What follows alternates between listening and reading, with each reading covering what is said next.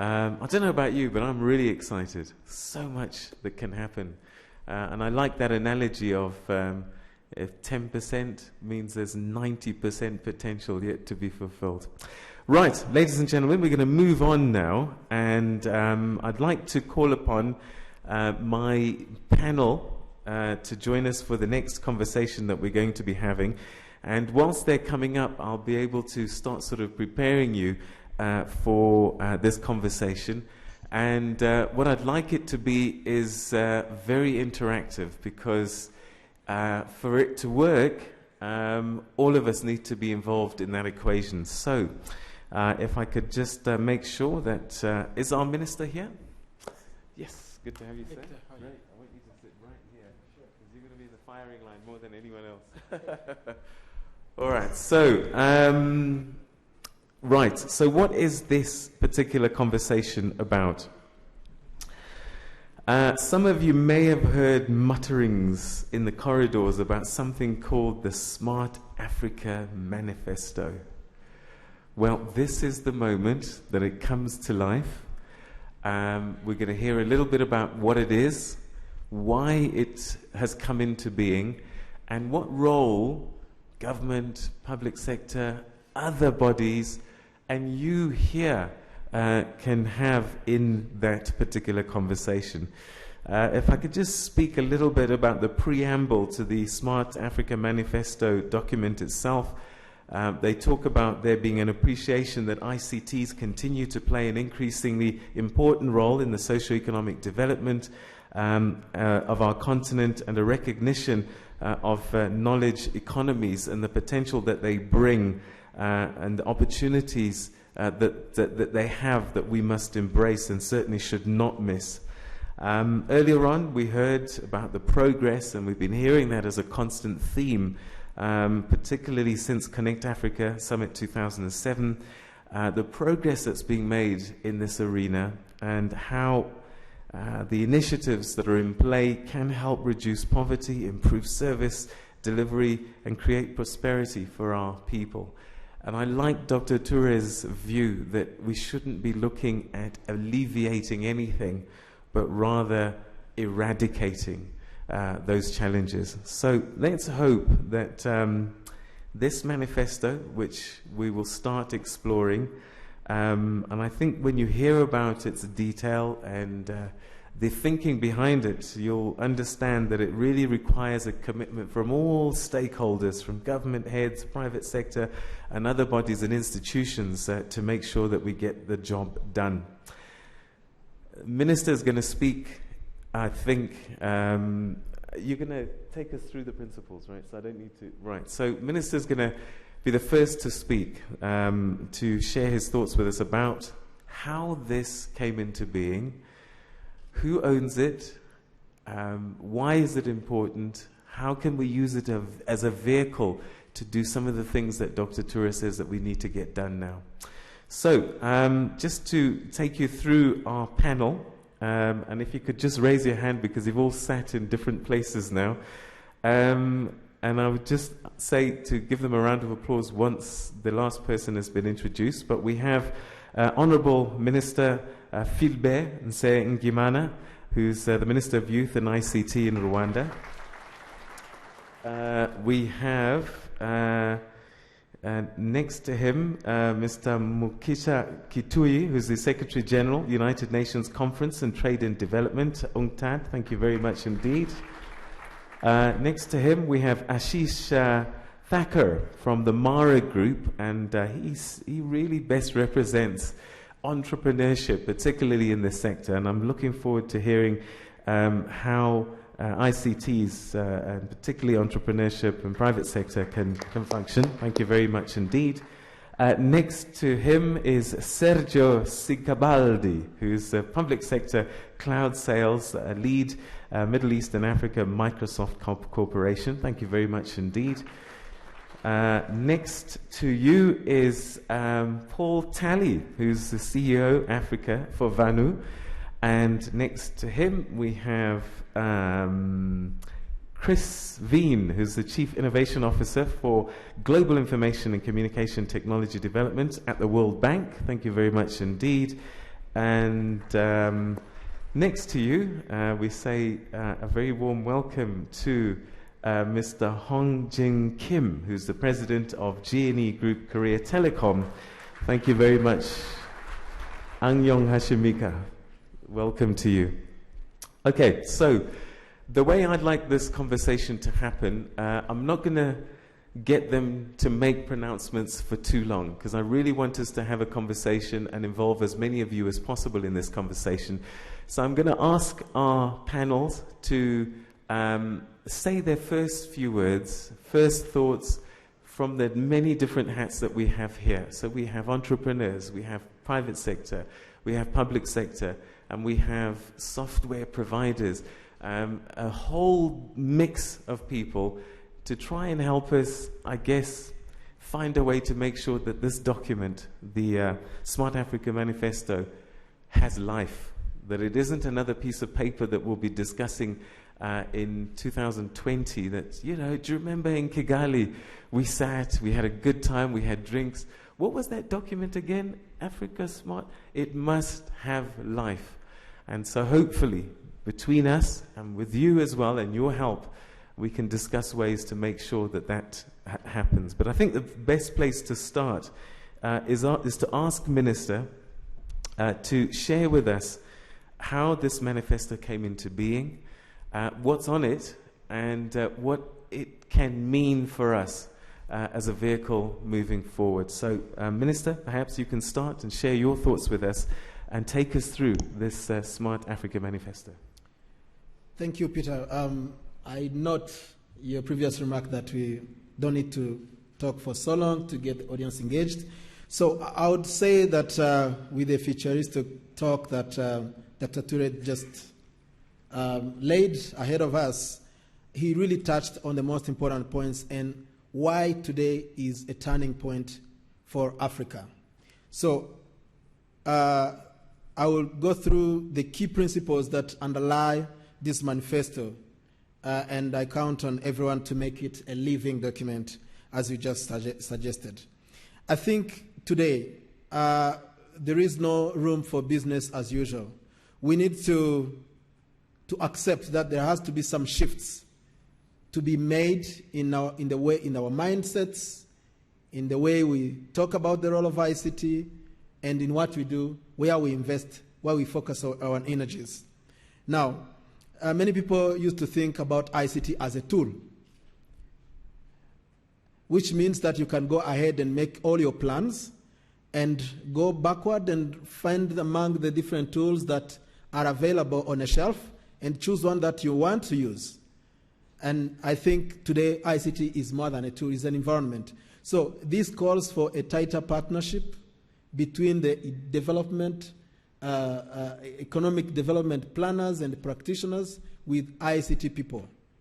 I always say that the best friends should be in the cabinet, the Minister of ICT and the Minister of Finance, because they need each other and they empower each other. No one can be successful without the other. So that is very important. The other shift is in our language.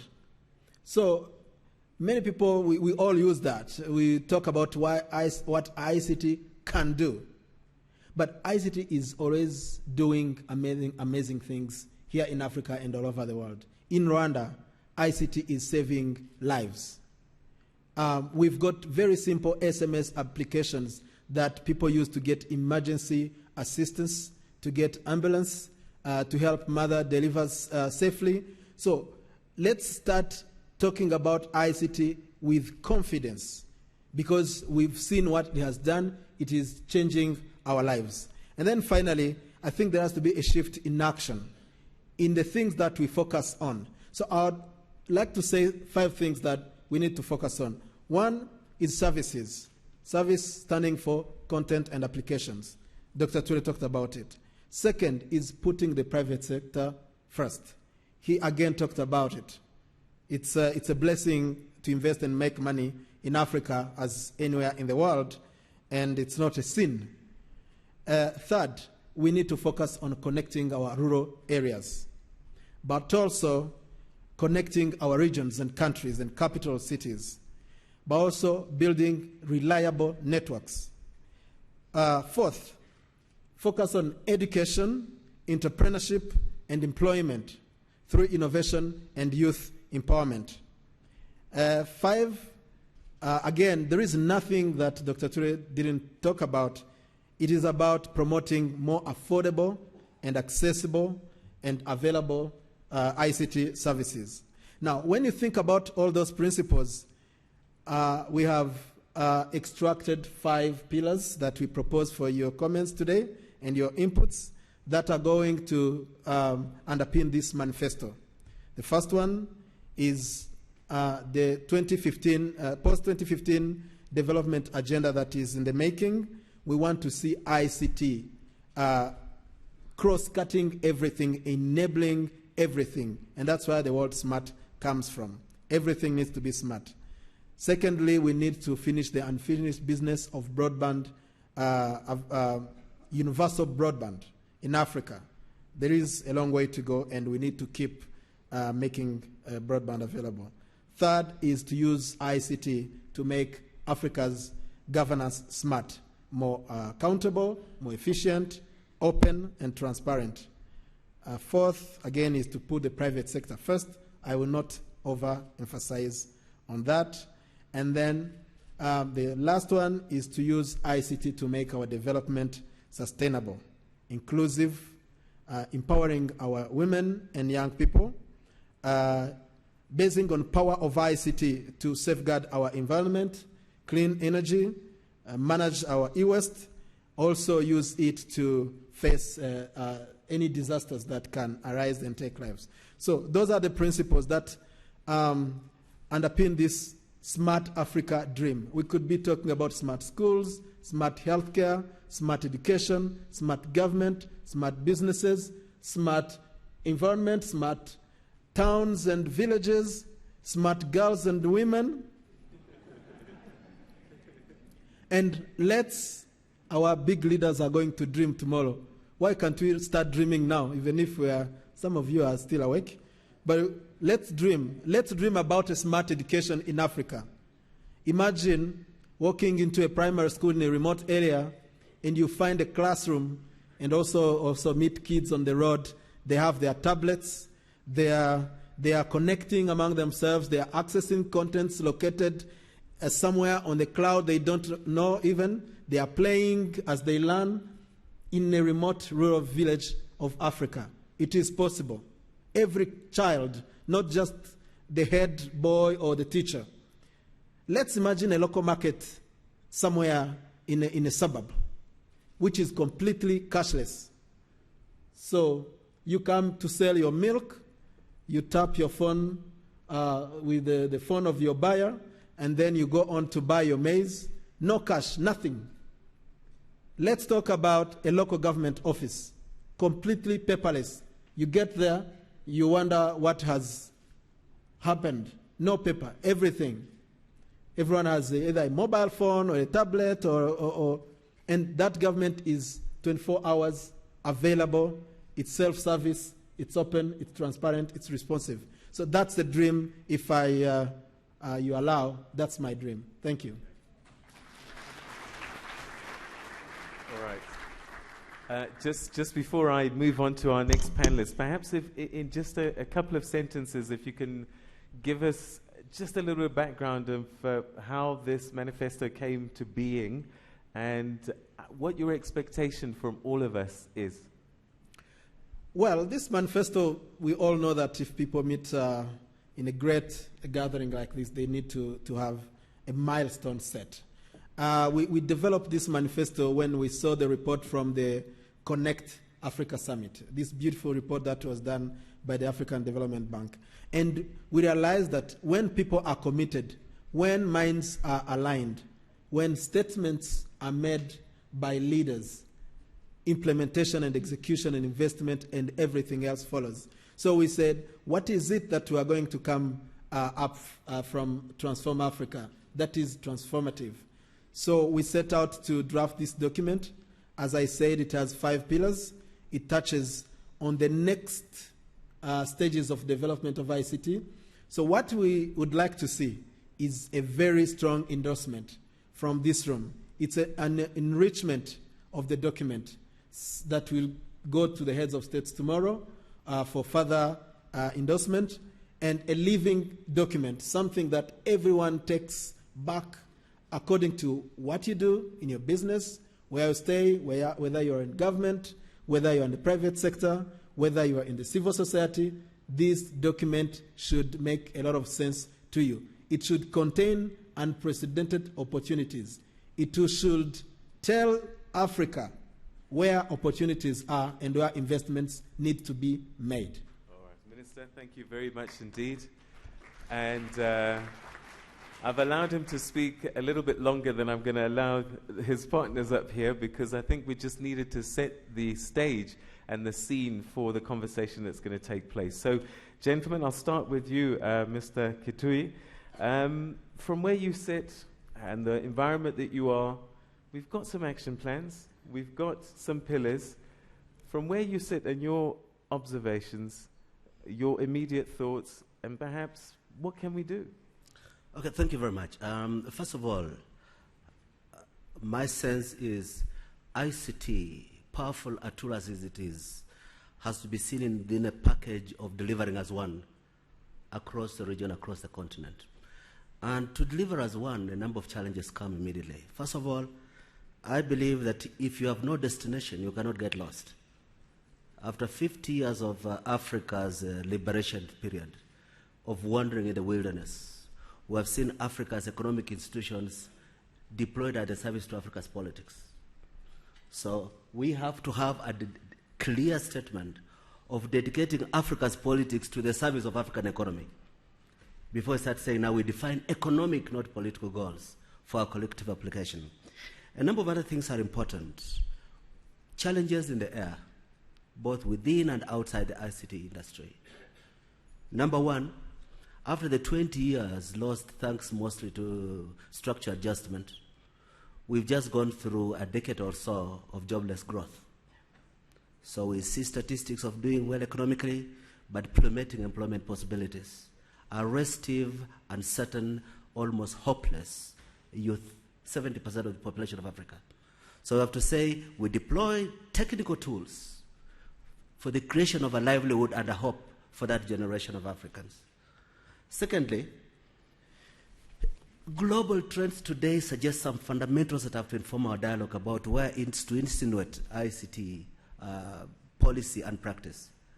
One, if you look at the World Investment Report 2013, 60% of international trade is in intermediate goods and services.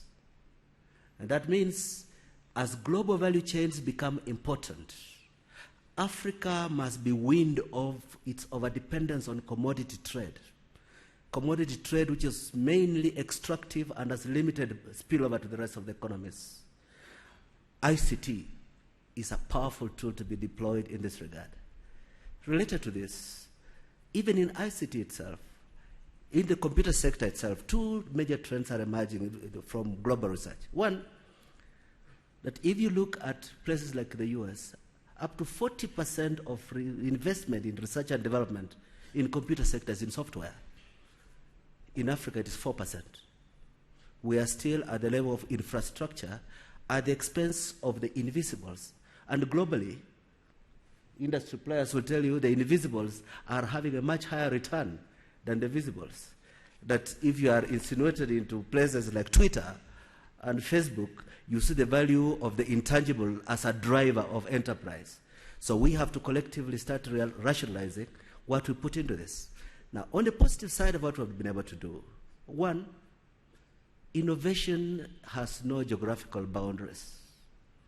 If South Korea has surprised the world by the creative industry, the magic of virtual entertainer, East Africa has surprised the world by mobile money. Of the 208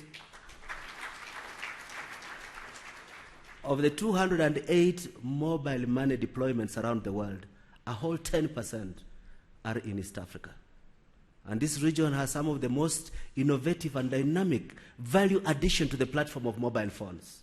So this is a statement that clear, more enabling environment will be critical to milk the opportunities that come with this. What is that environment? One, cooperation must now give way to coordination. Broadband development must now be governed at regional set standards. And we may need regional observatories for compliance, where governments are sacrificing given standards because of short-term political expedience.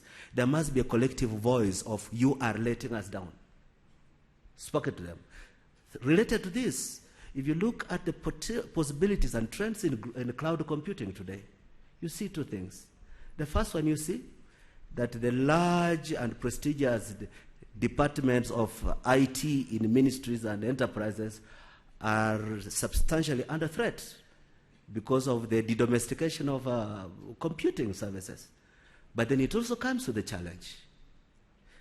Cyber legislation. If we see what's happening between Washington and Berlin, you are frightened. What can little Rwanda do to protect its confidentiality when 80% of the gateway providers on cyberspace management are based in one country? We can only start developing viable, proactive cyber legislations as a collective.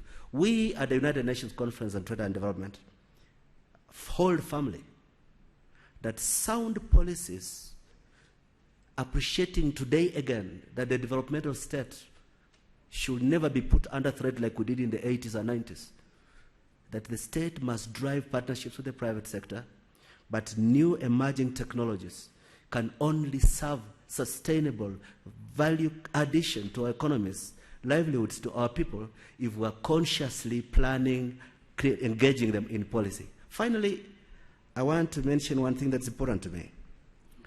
The biggest dialogue on development issues in the UN family today is about the agenda beyond 2015. When you listen to others think for you, they think for you like you are still in the basement of human development. They will still prescribe poverty alleviation, palliatives for your apparent poverty. What Africa needs is to say, if broadband is going to be the driver of short-circuiting our catching up with the rest of the world, if new thinking and new innovativeness driven by appreciation of the talent of African youth particularly is going to be what is to drive the future, the voice of Africa must be the strongest voice in determining what is the post-2015 sustainable development agenda of the world.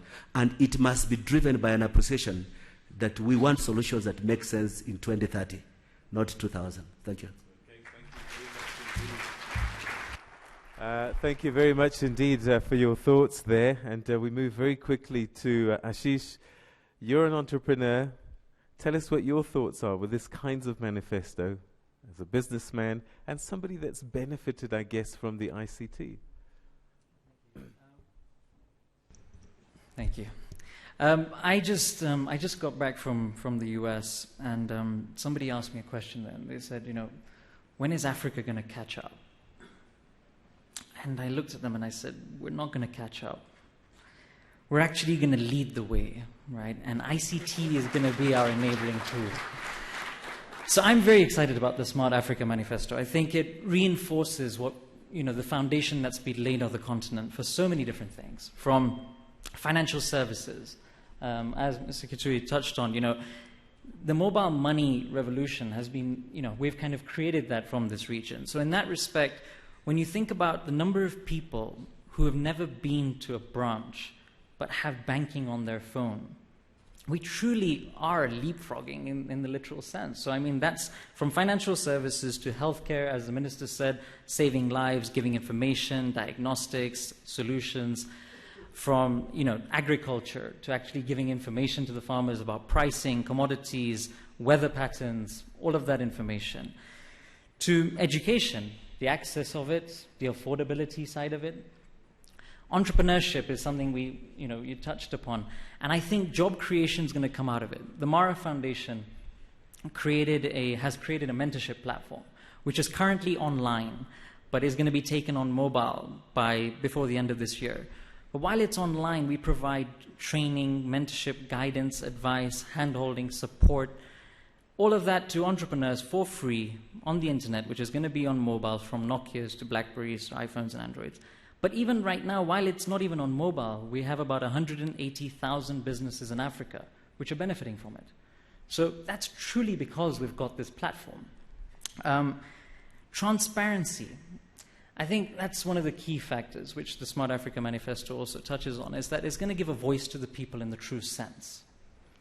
So I'm extremely excited about this, and I think, running, and we own Africa's largest IT business now and Africa's largest call center business, and we started in a very simple way. We started, from literally a suitcase. So we understand that the evolution that the continent has been through. But I literally think, and I genuinely mean this, that this is the beginning. This is when it all starts. Now we are going to be able to actually be trendsetters in the true sense. We need to create this now, and we have the ability to. So it's a very exciting initiative. Okay, so we need to think like leaders of the way rather than followers. Ashish, thank you very much for sharing your thoughts with us. A big hand for him. Okay, Sergio Scibaldi, Public Sector Cloud Sales Lead, MEA, Microsoft Corporation. So you deal with these intangibles that we've heard about.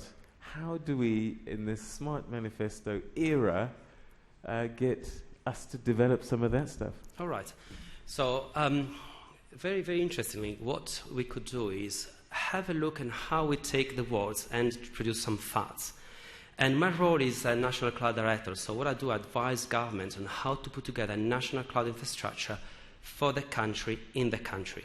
When we use cloud technology like the Microsoft, the Amazon, the Google, are we just giving money from Africa and just consuming applications that are produced in some other parts of the world, not giving anything to the specific country? Imagine the power of creating a cloud infrastructure for the nation, in the nation. For the nation, in the nation. What do you solve? First of all, you solve the issues regarding privacy, security, confidentiality, data sovereignty. The data is produced and stays in the country. It's not moved to other parts of the world. You solve the problem of latency and availability and scalability. We are behind, so let me just talk through, no worries. I'll prepare some slides and show the stuff, no worries. So you basically create the infrastructure that will support the national cloud. Once you have the national cloud, what you have, you can start looking at the various verticals that are specific for the national clouds. So you can start looking at the education, the public safety, the national security, the central local government, and why not the PPP, the public-to-private partnership. So what you end up doing is creating what's called the e-business or services catalog for the country. If you want to move, I will show you, for example, this could be the Rwanda, the National Cloud Foundation, with all the various pillars for Rwanda. But the same one is applicable for Nigeria, for Uganda, for Tanzania, and so forth. So what we create is the business services catalog, which is created in the country with the help of students, university, independent software vendors, partners, and so forth, to sustain those applications that are consumed by citizens. For example, this could be the application catalog for Rwanda that can be consumed by any device. So there is so much talk about bandwidth. Bandwidth is going to happen in the next 3 to 5 years. Let's move forward. Let's move and think about how we can deliver the right application for the citizens and for government. So both government to government and government to citizens. And this is, for example, once you have the platform, we can start thinking and building up the application catalog.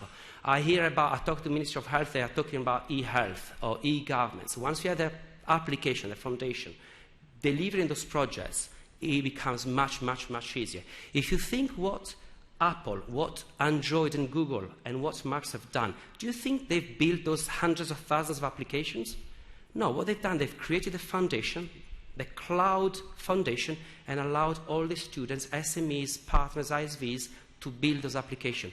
Why we can't do that in our country, for our country, and leave the money here and not start consuming application devices which are produced by other countries? So this is the idea of national cloud. It's not a matter of if, but it's a matter of when we want to do it. Thank you very much. Thank you very much indeed, Sergio. All right, Paul Talley, you're going to have to tell us a little bit about what Vanu do, and how do you fit into a conversation like this? What's your contribution? Great, thank you very much. My name is Paul Talley. That helps a bit, a little bit clearer. My name is Paul Talley. I'm the Chief Executive of Vanu Africa. Our founder is Vanu Bose. Many of you might know he sits on the UN Broadband Commission and is part of the Bose family that creates a lot of the audio equipment that most of us use on airplanes. I think how we fit in is it's interesting.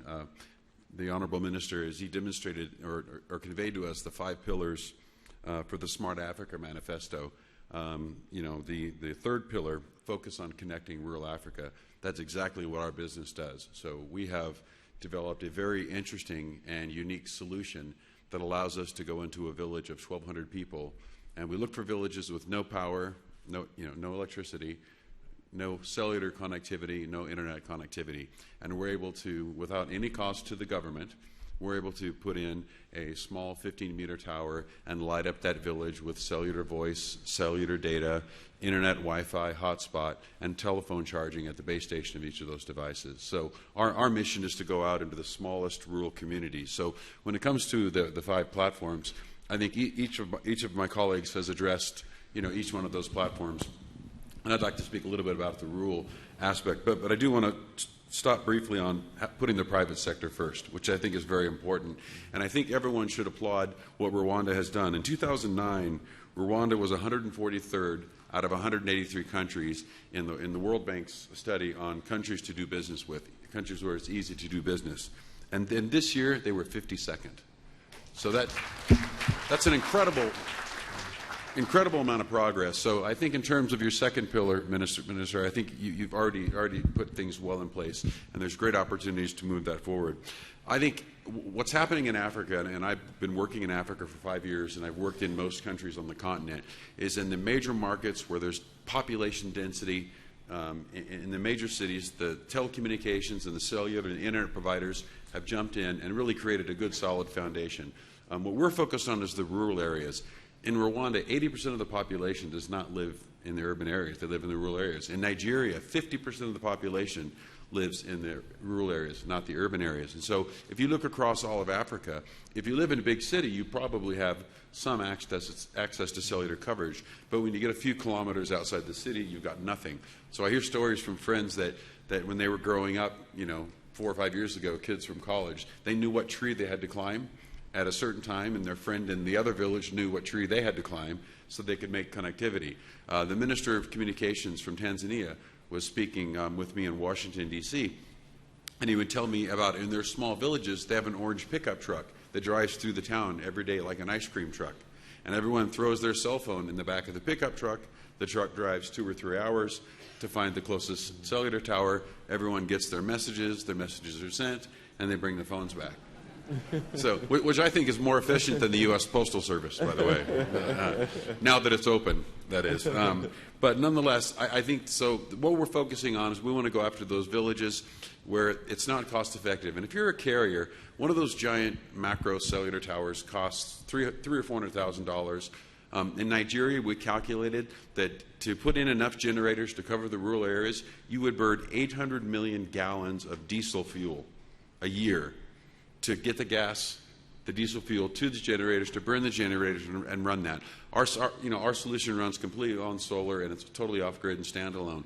But just imagine the amount of cost that it would take for a large carrier to put in a cell phone tower for 2,000 or 3,000 people in a remote area. So that's a huge percentage of the population that will be completely ignored. So I guess I would agree and fully support and really put an emphasis on the connecting and the ability to connect the rural areas. And it's not that the telcos and the cellular providers don't want to do it.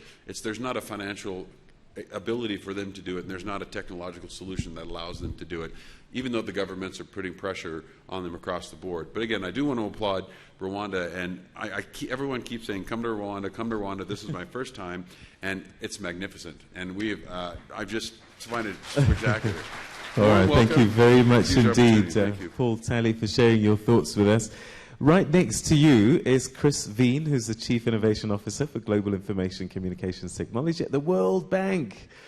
Okay, so how does an institution like yours fit into this equation? No more structural adjustments, please. Well, thank you for that introduction. The World Bank fits in strongly into this. The World Bank has two twin goals. That's redundant. It has twin goals. Eradication of extreme poverty by the year 2030 and economic prosperity for the bottom 40% of all developing countries. In order to achieve those twin goals, it is clear that you can't do business as usual. And we have a president, President Jim Kim of the World Bank, who is bound and determined to change the bank permanently in order to create a bank that is not dictatorial but actually participative and supports bottom-up development with all of our countries. So the manifesto to me is exciting. It is exactly what we need to bring together, I believe, a whole bunch of development partners around the world. You heard from the ITU this morning. You heard from the African Development Bank. You're hearing from the World Bank now. And I think we, along with everybody else in this room, can really use the manifesto to help guide us in making decisions over the next 1 year, 3 years, 5 years, 20 years, to make sure that what we do together is not wasting resources, that is not causing duplicative efforts. The minister talked about 5 different platforms, and I can't emphasize strongly enough our support of those 5 individual principles.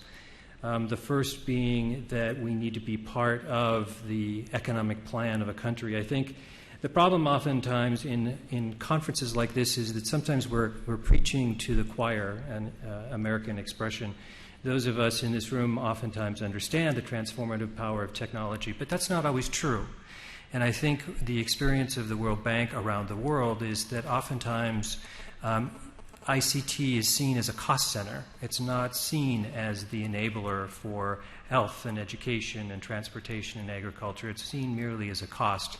And I think one of the things that we can use this manifesto to do is to reach out and help others understand, be they ministers or private sector or development organizations, understand the transformative power of technology and that it indeed needs to be built into everything that a government does. So I think, again, that first pillar, very, very important first principle. Broadband access is absolutely essential. The bank has for years been helping to build out the submarine cabling system that connects continents like Africa to the internet. We're in Miramar, we're in just about every particular country that is doing that. So we strongly believe, firmly believe that broadband is essential. On the concept of open government, open data, I think that's one of the most exciting aspects that is included in the manifesto. We could talk for a long time about what's transformational about the use of open data, how it brings the private sector and the citizen sector in to the creation of more efficient and effective government, and very exciting there. You mentioned private sector first again. I can't argue with that. The World Bank has been using its investments in the public sector to catalyze private sector investment in the billions over the years. And lastly, sustainable development.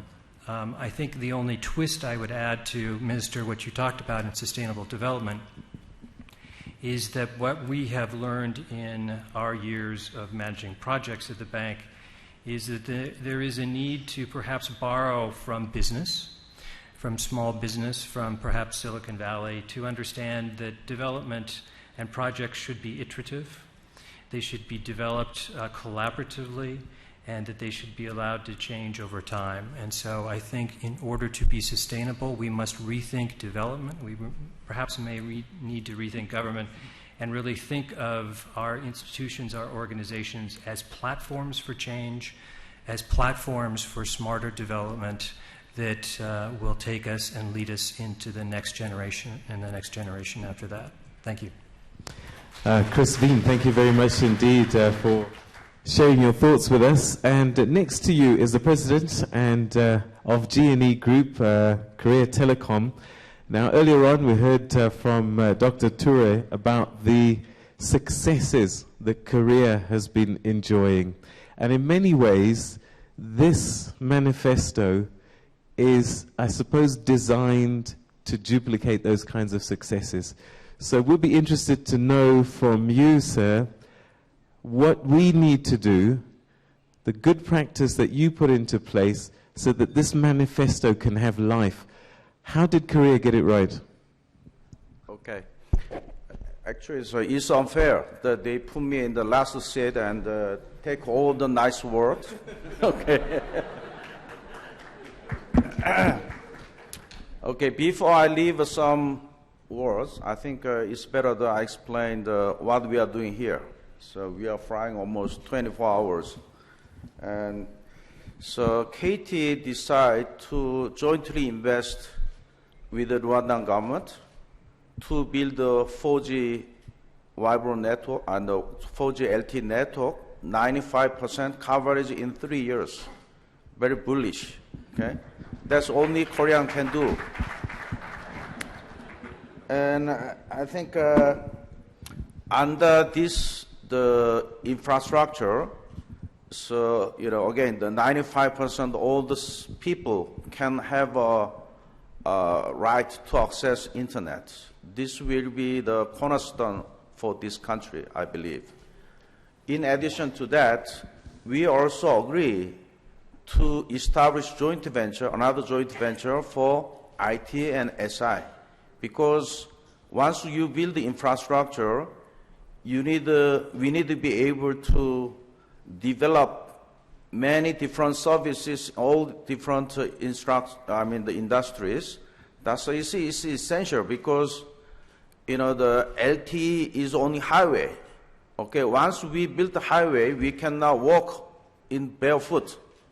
Okay, so we need to develop a car or the truck or something like that. Is carried by the SI company.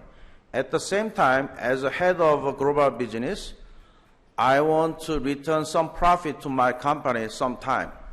Okay. Okay. And also, this is just a brief introduction what we are doing here, what we agree with the Rwandan government. And at the same manner, I want to leave a couple of words to other countries' leaders. So related with this ICT manifesto. First one, I think each country leader must be very creative to find a way to provide the internet access to all the people while the technology is flying. Okay, because now the many different technologies are coming to us. That's why we need to be very creative. Secondly, you know, the minister already mentioned, ICT platform is essential for the country development, economic development, the job for people. That's why we need to make a very clear announcement to the people and country. That's the second thing. As following to the Honorable the President of Kagame, he really shows us the leadership to lead where we go. Okay. And lastly, maybe I can leave a last word. Please consider choose KT as your partner. Thank you very much indeed. Okay, so we've got the first round of thoughts in terms of this manifesto, how the various voices view it. And I think because time's not on our side, I don't want to keep having this conversation up here, and I want to really take it down to you. You've heard what they've had to say. Do you agree? Do you disagree? What are we missing? What do we need to add to the mix? Because the reality here is a plan is a good plan, but it has to be done for it to actually mean anything. And so we want to give life to this document, this manifesto. You've heard the principles, you've heard the action plans, and all of these guys have agreed, maybe because they're going to sign a deal with government, I don't know.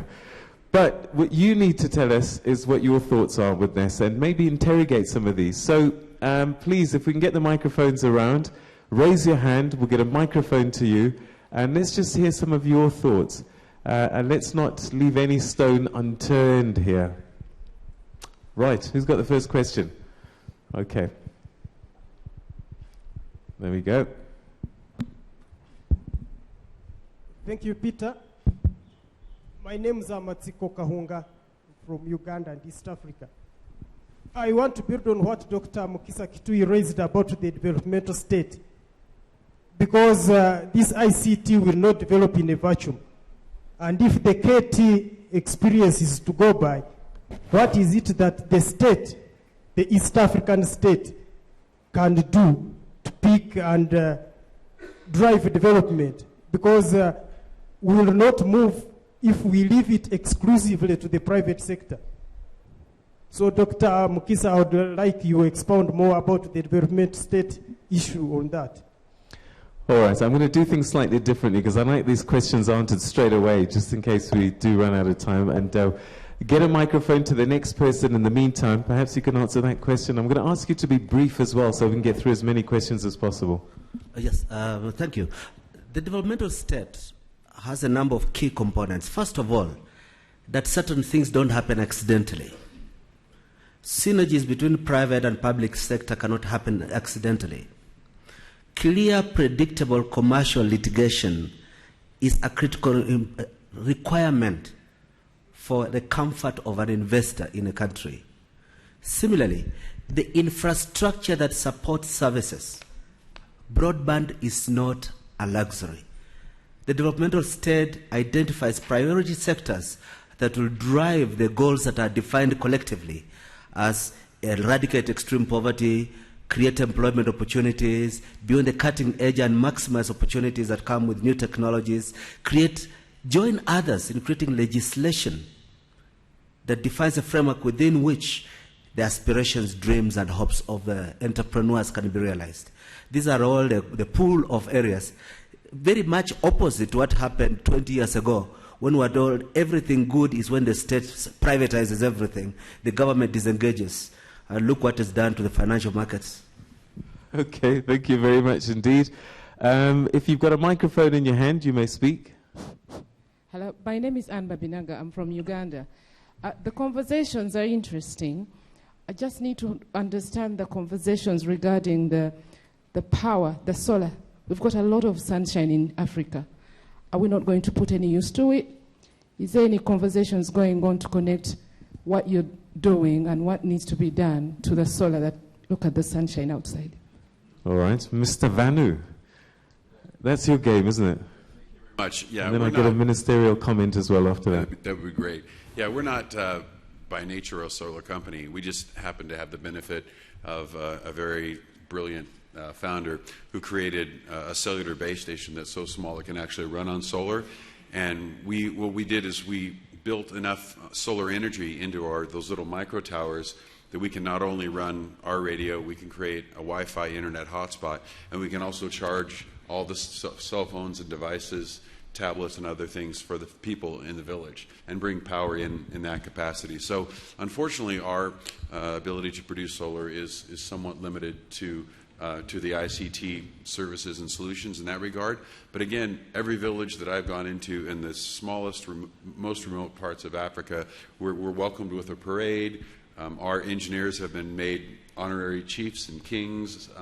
This is an incredible gift and such an important thing, because entrepreneurs are born in garages. And Steve Allen and Bill Gates, and if you look at the stories across the board, HP, Google, Microsoft, Facebook, all of these were done in remote areas. And although one of the best technological institutions sits right here in Kigali, there are wonderful entrepreneurs in small village that even the man that carves the small stones, because of the use of the solar power, can now create his own website and sell his gifts, or the person that creates leather goods and other things. So I think the ability to have the solar power, that's the first problem you have to solve in these remote areas. And then from there, the ICT can follow. All right, so Minister, the private sector's got lots of brilliant ideas, clever ways to make money, but I guess your job is to create an enabling environment. And is solar energy very much part of the National E-Strategy?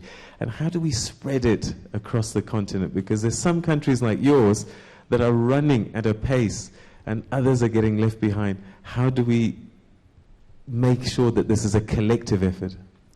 Well, I think there are two dimensions to this. One is the general environment of doing business, which needs to always get improved so that investors, any investors, from the big to the medium to the small and startups and entrepreneurs can thrive. But then when it comes to the solar business itself, I'd really like to understand from a private sector perspective. Let's throw the question again to the audience. What is preventing the private sector from massively investing in putting in place solar power generation? Because we know that the demand is there, the market is there. In Rwanda, the environment of doing business is there. Why? What stands in the middle? Is it that there is too much clouds? I don't know. Maybe that's a good question. Is there somebody who can answer that question, perhaps? There's a gentleman there with who looks... Yeah, my name is Kobna Smith from Oro Energy. And actually, me and myself and the minister are in discussions about how to bring solar power to remote parts of Rwanda, powering energy hubs and also powering towers. So critically now, the time has come for governments to begin to have open access, lower tariffs on solar power equipment and batteries, so as to allow us to replicate and expand these networks, because distributed generation is the future for Africa. It's not going to be grids all over the place, supplying power to remote villages. It's not sustainable, and it's not economic. So that essentially is where the future lies. All right, so it goes back to legislation. And again, whilst Rwanda might be leading the way, you have friends in high places, perhaps not taking things as urgently as you. How do we get this collective effort? We've talked about short-term political expediencies that some people might be focused on.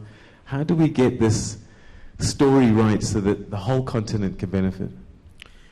Well, I think we've got bits of the answers here. I think we need to create successful entrepreneurs in those niche areas, in those new areas, emerging areas. And I think one of the components of this whole summit is the Youth Innovation Extravaganza. At some point, the events are going to come together. If we can allow our young people to really drive this, I've seen when I visit one of the rural districts, one young man just selling solar lanterns, and they were going off the shelf like hotcakes. So, and I take the comment that Mr. Smith just gave. In Rwanda and in East Africa in general, we've got a legislation that puts lower tariff on ICT equipment. Maybe we need to enlarge the bracket in what we consider as ICT, because lowering taxes on this and removing the battery out of it, I think it's a question that needs to be rethought. But the bigger energy access problem is that we need to look at. And Africa is a power-hungry continent, but we have sources of power. So I think it will be an ecosystem of power generation and distribution. I see solar taking a major, major part, and I completely align with the thoughts of Mr. Smith, who's, I hope, is one example of a success that we can create here in Rwanda and allow to expand to the rest of the continent. All right, thank you very much indeed. So, we keep asking, I suppose, similar questions, but is there anything missing on this manifesto, first of all? And then secondly, what do we need to do to make it happen? Is it government? Is it the private sector? How do we actualize this plan? Thank you. My name is Sophia Bekele. I'm CEO of .Connect Africa, which is an internet registry business based in Kenya. I want to quickly thank the Minister for inviting us to have our voices heard. I was part of the 2007 goal for Connect Africa. I was here, and at that time I was part of the African diaspora per se, which is 6 years ago. And the platform gave us a hope to dream and the ICT, in the ICT and broadband space in Africa. So a lot of us accomplished this then, and we're very happy with that. Now, I want to make two points. One is very, very topical. In fact, maybe the ITU chairman is here. What is Africa's articulated position on global internet governance and policy vis-a-vis the present divergence of opinion that has become rather evident, whether continuing with the status quo driven by US-based institutions or facilitating a change to the UNITU-led model as proposed by some countries. I mean, this is something that we should consider in our manifesto and probably not discussed about or missed so far. So that's the number one point. And the second is to have a strong and structured involvement of youth and women in the ICT within the foundation of his strategy. I know the minister is very much supportive of women and ICT and youth. So to have really a structured involvement continentally, it's very, very important. There's a strong need to encourage women and youth to embrace ICT, where technology has been based from an engineering point of view in the past, which attracted men into the field. Now, because of Facebook, we have a lot of social ICT platforms that women can get attracted to and be part of. So that becomes very, very important. And last, which I only say two, is the public-private partnership has to be pushed very much with a balanced and open and transparent bidding processes, which takes us back to that good governance. Let me take my microphone away before you have another idea. Okay. All right. So a lot of points that she's made, and I think let's start with you, Minister, because some of those were pointed to you. And then anyone who wants to comment as well, okay, on that. And we're going to start to wrap this up as well, so you can use this time as sort of as concluding remarks as well. Thank you very much. Thank you, Sophia, for the questions and inputs. I think on the last two, we completely agree in terms of empowering youth and women. But then on the question of internet governance, I hope to give it to Dr. Ture, but he's gone. Do we have anybody from ICANN here? Pierre D'Angino, are you in the room? Well, this is a question I'm fully aware of the background, and I will not go in depth. But the question, the fundamental question is, as we step into the knowledge economy, the infrastructure that the economy is going to ride on is internet. You know, previously the factors of production used to just be land, labor, and capital. We still need labor and capital, but not sure about the land, maybe the under land resources. But internet, I think the principle is nobody can just hijack it. And it has to be transparent in terms of how the critical resources and infrastructure are owned and managed. I won't comment beyond that. Let me just wrap up on commenting about this Smart Africa Manifesto. Again, coming to the point made earlier on by Dr. Ture, we are here to really dream. You know, let's dream, let's see Africa. Let's dream about the future, and once the future is clear in our mind, we deliver it today. ICT has the power of delivering something that could be remotely seen to become closer and get delivered today. The dreams that we are dreaming for our people in terms of better livelihoods, in terms of better access and quality of education and healthcare, in terms of equity in trade and business, in terms of investments and profits, in terms of inclusion, having women and youth and rural people included in the development. We don't need to wait for another 15 years for the 2030 vision. We can deliver it even in 2015. Thank you. All right, gentlemen, I'm going to do a quick round robin now, and you've got 30 seconds each. So you've even got less time than you had in the lift earlier on. 30 seconds. What's the most important message that you can leave with us about making this manifesto work and use it as a vehicle for the successes that we're looking for? 30 seconds. The first critical thing is that Africa needs to foster dynamic enterprises. Those are only possible taking advantage of the drivers in ICT. But such drivers can only be utilized if national planners sustain mutually respectful and mutually rewarding dialogue with the private sector, and particularly look at regional solutions for challenges that cannot be solved separately by individual countries. All right, thank you very much indeed. So powerful 30 seconds. Ashish, under pressure, 30 seconds. I would say my bottom line would be, we need to think differently. We need to do things differently. We need to dare to be different. We may be called crazy, but try it. Don't be scared of failure. You fail, you try it again, you make it happen. And I think our answer to unemployment is nurturing these small and medium enterprises and not the foreign direct investment. So let's enable, empower, and inspire young and women entrepreneurs. Sergio?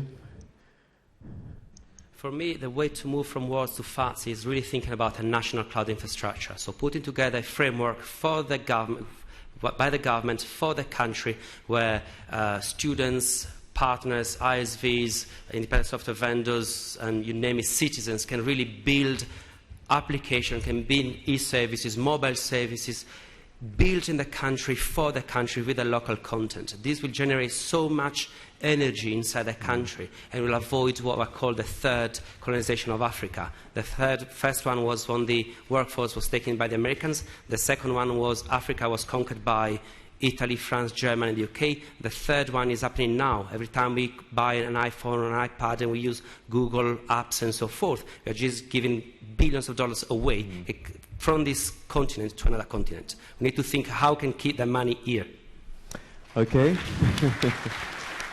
Paul, I'm going to give you 34 seconds so you can comment very briefly on the question from there and also your final thoughts. Great, thank you very much. You keep asking for a dream. No one's given you a dream. So I'll give you a dream and I'll give you a challenge. Governor Arigbashola of Osun State in Nigeria is a rather innovative governor. The Osun State sits right next to Lagos State. He looked at his budget of what they were spending on textbooks and trees, and he went to China and purchased 150,000 tablets with a Chinese company in exchange for that company setting up a manufacturing facility in Oshogbo, in Osun State, to actually build tablets using all African folks and Nigerians from that local area. And that's a very simple, very straightforward way to create connectivity. Now, what happened was they gave out all the tablets, the students went home, they didn't have power, they didn't have internet. But the reality is that is a very simple, straightforward challenge, a way to get your youth and your children doing their homework, their research, their study. The idea of going to take a concept, what do I do when I mix baking soda and water? What happens? I would have to take my bicycle to the library and research that idea. And the time that it takes to do... You're on 40 seconds now, by the way. So I'm done. I'm done with that. But anyway, if you wanted a dream, I think that's a terrific opportunity to happen here in Rwanda. Well, thank you very much for sharing that dream with us. A big hand there for Paul, Talley, Chris Veen. 30 seconds. So building on what Paul said, the time is now for a new and smarter set of solutions to the problems we've been dealing with. In order to do that, we need to be more strategic, and we need to integrate our approaches. There is a lot of good work being done in Africa. To me, what this manifesto represents is a way to harmonize that work, to leverage and help leapfrog as we go forward. Thank you very much indeed. And Mr. Hong Jing Kim, I think you've already done well in trying to get partners to work with you. But what 30 seconds can you share with us in terms of this ideal that we have, this smart manifesto? Okay. I can give you a secret how Korea can be developed in a short period of time. I think this is a secret. Okay. I think in every sector in Korea, when we start to develop country, I think difference from what happened in Africa these days, Korea government and Korean industry people try to figure out how it can be developed by ourselves. Okay? I think your government and your people, that's why I emphasize partnership. Not I'm developing, I'm not delivering. I'm not here to delivering or constructing by myself. Okay, I'm trying to work with your people together. That's you need to figure out how to develop by your people, not by foreigners. Okay. If you need the answer, to come to me later. Okay. Thank you very much indeed, ladies and gentlemen. A big hand for our panel. We pushed them for time, but I think they did share some powerful thoughts with us. And, you know, in 30 seconds myself, I guess some of the big points that came through, we find ourselves in a situation where we can't continue to do things the same way we've been doing them. A new way of thinking is required. ICT is not a tool anymore. It's an environment that we live in. We've been given the 5 action areas, the 5 pillars for a smart future. It's going to be a collective effort, but very clearly defined objectives must be set so that we know where we're going. We need to deploy technical tools to deal with the young. In fact, I was speaking to the NEPAD CEO in Johannesburg a short while ago, and he says, with this problem that we have of a young nation, one of the challenges that we're going to have is we normally talk about urbanization taking place. He says that if we don't fix this now, we're going to see a ruralization of the urban areas. And so this is something that we need to address very much if we don't deal with our young people, particularly with these ICTs, we may be having a problem. Development of intangibles, we need to start thinking deeper, not just infrastructure. Government has a role to play. We need to be concerned about the agenda beyond 2015. Broadband is not a luxury anymore, and Africa's voice needs to be heard very loudly and clearly. We need to start thinking like leaders, be innovative and not follow. A lot of innovation has come and can come and will come from this continent going forward. Sustainability is a big issue that we need to address when we develop these agendas. And connectivity of the rural areas, again, keeps coming up throughout our conversations, that everybody must be included. And we heard that infrastructure is just the first step. It's just the first step. We need to go beyond building the infrastructure. The services that come with it and everything else around it is very important. And yeah, ICT is a tool for eradicating a lot of those social problems that we have. And ultimately also it's going to require quite a lot of leadership, not just in the public sector, but in the private sector as well, to make sure that we're on the same page and there's a collective effort going forward. So thank you very much indeed for those insights and sharing those thoughts. Okay, right, so we've come to the end of day one. A couple of announcements that you need to take cognizance of. Networking is going to be taking place right now. We've got a cocktail hour sort of set up for you. Yeah, we kind of need to, by about 5 o'clock, start moving out. But please avail yourself of that cocktail taking place now. Tomorrow, please, if you can make sure that you come a little bit earlier. As you can imagine, we have 7 heads of state that are going to be joining us. So security will be quite an important issue. So whatever time you came today, come earlier than that. Okay. And then possibly you'll be on. And don't bring your cell phone. Leave it in the car, locked away in your glove compartment, or leave it at home even, because you know that you won't be able to use them tomorrow. Right now there's a ministerial roundtable as well as a development partners roundtable taking place. This is a closed session, and that's going to be taking place in the room by the poolside. Okay, so I hope the lady ushers are going to be able to direct you where they are. If you're part of that conversation, the ministerial roundtable and development partners roundtable, I believe it's been collapsed into one.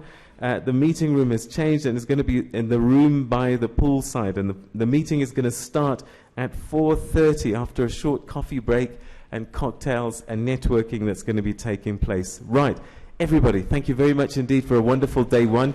Come with some bright ideas for day two, and we'll see you bright and early. Have a good evening, everyone.